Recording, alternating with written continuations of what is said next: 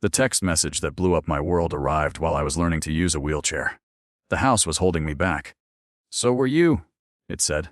It was from Isabella, my wife of 12 years. 3 weeks earlier, a retaining wall at a construction site had collapsed, and I was paralyzed from the waist down. While I was fighting for any semblance of a future in a sterile hospital room, she had sold our home, our life, gone. I stared at the message, my thumbs hovering over the keyboard, feeling nothing but a profound, hollow cold. I didn't reply with anger. I didn't reply at all. I just closed my eyes. The next day, I didn't go back to what was once our home. Because it wasn't mine anymore. My name is Ethan Blackwood. I'm 44, and for the last 20 years I've been a landscape architect. I design outdoor spaces, parks, gardens, corporate campuses. I create beauty and order from dirt and chaos.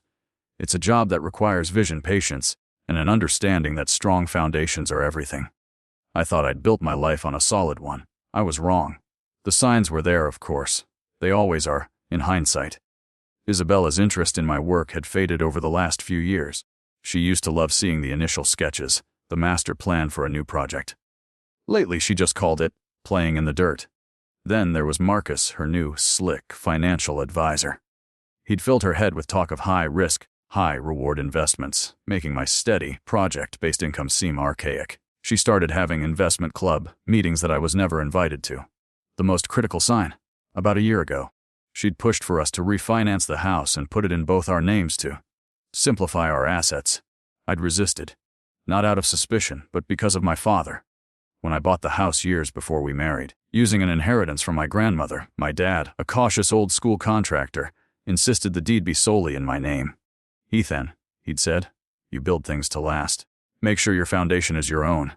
I'd thought he was being overly cynical. Now his words felt like a prophecy. That single piece of paper was the only thing standing between me and total ruin.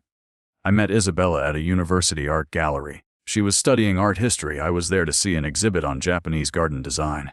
She said she was drawn to my passion, to the way my eyes lit up when I talked about transforming an empty lot into a sanctuary. We married a year later. I was 29, she was 26. Our backgrounds were different. My family were builders, people who worked with their hands. Her family valued appearances, social status, and the kind of wealth that didn't come with dirt under your fingernails. For years, it didn't seem to matter. We built a life. We hosted dinner parties on the hardscape patio I designed and built myself. We planted a garden together, our own little softscape paradise. The distance grew slowly, almost imperceptibly. It started with small things. She stopped asking about my clients. Our conversations became transactional, bills, groceries, schedules. The shared dream of our life together became two separate agendas. The turning point I'd ignored was last year, when I won a regional award for a public park design. It was the biggest moment of my career. She didn't come to the ceremony. She said she had an investment meeting with Marcus she couldn't miss. I sat at that banquet table, holding a plaque, feeling completely alone. The accident just accelerated the collapse. It gave her the excuse she needed. From the hospital, I called my younger brother, Leo.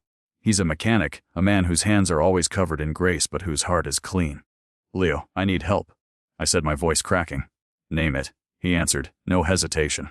"I need a place to stay. And I need you not to tell Isabella you've heard from me." There was a short silence. "What did she do, Ethan?" I told him. The line went quiet for a full 10 seconds. "I'll be there in 20 minutes, he said, his voice hard as steel. "We'll figure this out." Leo's spare bedroom became my sanctuary and my war room. The first few days were a blur of pain, medication, and a deepening sense of betrayal. It wasn't just the house. It was the cold, calculated cruelty of it. While I was being told I might never walk again, she was signing papers, packing boxes, erasing me. With Leo's help, I started to dig. I called a former client who lived down the street from our old house. "Oh, Ethan, it's awful what happened to you." We were so surprised when the new owners moved in so fast. A quiet couple, new owners. So it was real. The sale was done. My niece, Chloe, Leo's daughter, came to visit. She's a fiercely intelligent second-year law student. When I explained the situation, her eyes narrowed.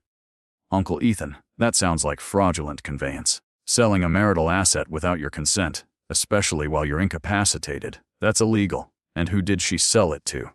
That was the question.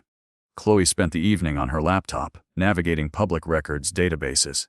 "Got it," she said finally, turning the screen towards me. The property was sold for cash about 30% below market value, a classic sign of a rushed, suspicious deal. The buyer wasn't a couple, it was an LLC, a shell corporation named MV Holdings.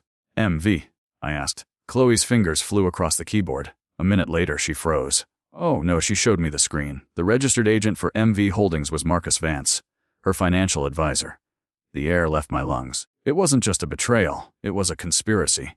They hadn't just sold the house. They'd sold it to him, or a company he controlled, to liquidate the asset, hide the money, and leave me with nothing.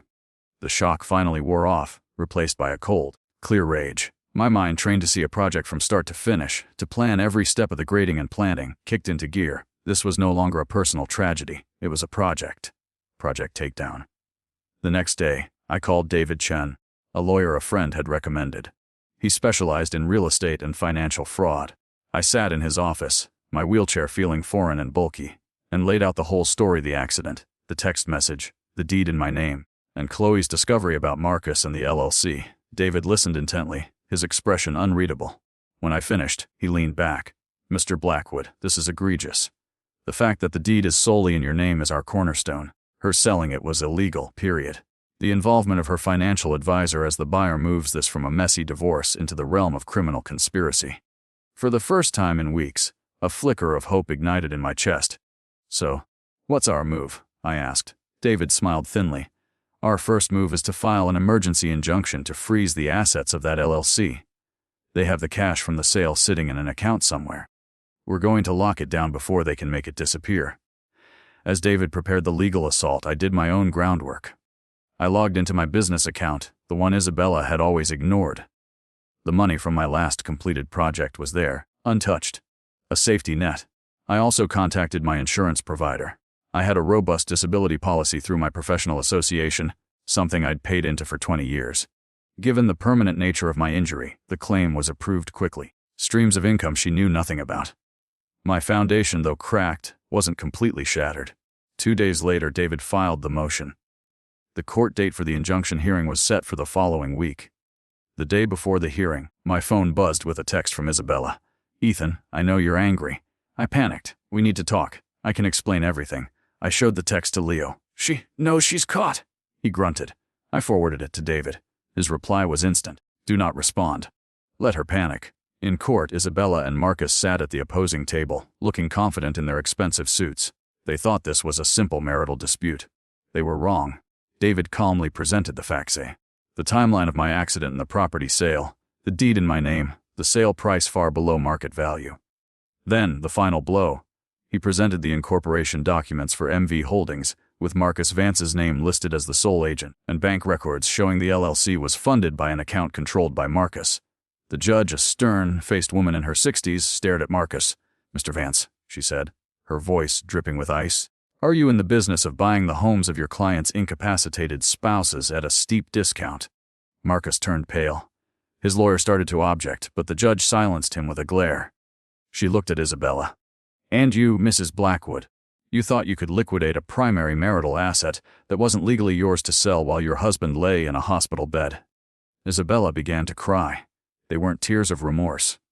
They were tears of defeat. The judge granted the injunction immediately, freezing all assets held by the LLC. As we were leaving, I caught Isabella's eye. The arrogance was gone, replaced by pure, unadulterated fear. The conspiracy unraveled quickly after that. Facing potential criminal charges for fraud and elder vulnerable adult abuse, Marcus's loyalty to Isabella evaporated. He was trying to save his own skin. The divorce was brutal but swift. In the end, the settlement was overwhelmingly in my favor. The full value of the house, which the court forced them to disgorge from the frozen LLC account, was returned to me. I was also awarded damages for financial fraud. Isabella was left with her personal savings, which had been significantly depleted by her legal fees and Marcus's investment advice. I never wanted the house back. The memories were tainted. I sold it, properly this time, and used the money to buy a sleek, modern, fully accessible condo near Leo and his family. I redesigned my career. I stopped doing on-site project management and transitioned to a consulting role, creating master plans and designs for other firms. My body was broken, but my mind and my creativity were sharper than ever. It was a new kind of life, quieter and more deliberate. One of the first things I did with the settlement money was set up a college fund for Chloe. I took her and Leo out to dinner to celebrate. You won your first case, kid, I told her, raising my glass. You gave me the weapon I needed. Seeing the pride in her eyes was worth more than any financial victory. Last month, while unpacking some old files, I found a photo album from my wedding. I looked at the smiling faces of my younger self and the woman I thought I knew. I didn't feel anger or sadness anymore. I just felt a quiet sense of distance. That chapter was over. The betrayal nearly destroyed me. The fall nearly ended me. But they didn't. They forced me to redesign my own life from the ground up. You learn that some foundations have to be completely demolished before you can build something new, something stronger. Something that is truly your own. And sometimes, the view from the new place is better than you could have ever imagined.